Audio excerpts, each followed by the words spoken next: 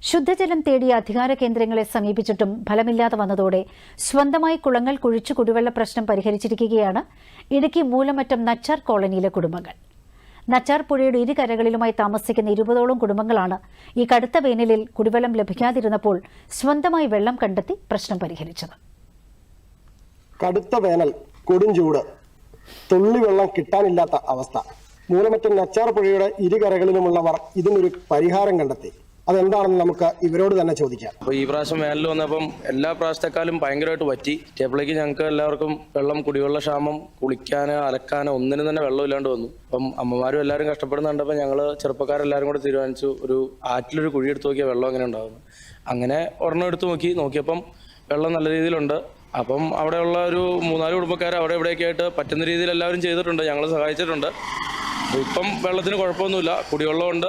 അത്യാവശ്യം എല്ലാവരും തന്നെ അവിടെ വന്ന് മോട്ടോർ വെച്ച് വെള്ളം എടുക്കുന്നുണ്ട്. അല്ലാണ്ട് കോരിക്കൊണ്ട് പോകുന്നവരുണ്ട്. ആർക്ക് വേണമെങ്കിലും എപ്പോൾ വേണമെങ്കിലും വന്ന് വെള്ളം എടുക്കാൻ യാതൊരു ബുദ്ധിമുട്ടുമില്ല. അതിൽ ടാങ്കിന് വെള്ളം അടിക്കണമെങ്കിൽ 800 രൂപ 900 രൂപ കൊടുക്കേണ്ടി വരും. അതിപ്പോൾ എല്ലാവർക്കും സാധിക്കുകയില്ല. അതുകൊണ്ട് ഇങ്ങനെ ഒരു തീരുമാനത്തിലെത്തി ഞങ്ങളെല്ലാവരും കൂടെ ചെയ്തു.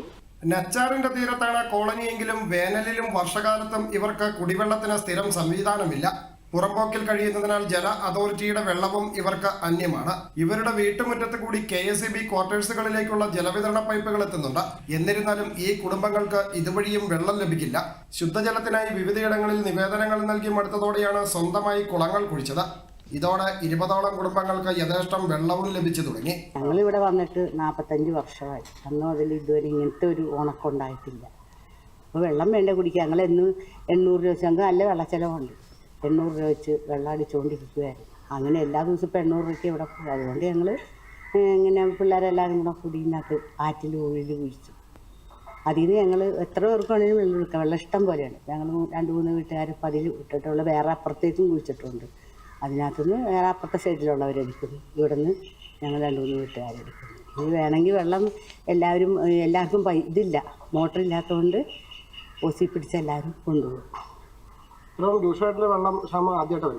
ആദ്യമായിട്ടാണ്. കഴിഞ്ഞ 4.5 പതിറ്റാണ്ടിനിടെ ഈ നാട് കണ്ട ഏറ്റവും വലിയ വരൾച്ചയെന്നാണ് പഴമക്കാർ പോലും പറയുന്നത്. നാട്ടിലെ കുളങ്ങളും കിണറുകളും എല്ലാം വറ്റി വരണ്ടു. നീരൊഴുക്ക് നിറച്ച പുഴയുടെ അസ്ഥിവാരം പോലും തോണ്ടി കുടിവെള്ളം ശേഖരിക്കേണ്ട അവസ്ഥയാണിപ്പോൾ. Cameraman Raisen TS Ratheesh Krishna, Doordarshan news, Idukki.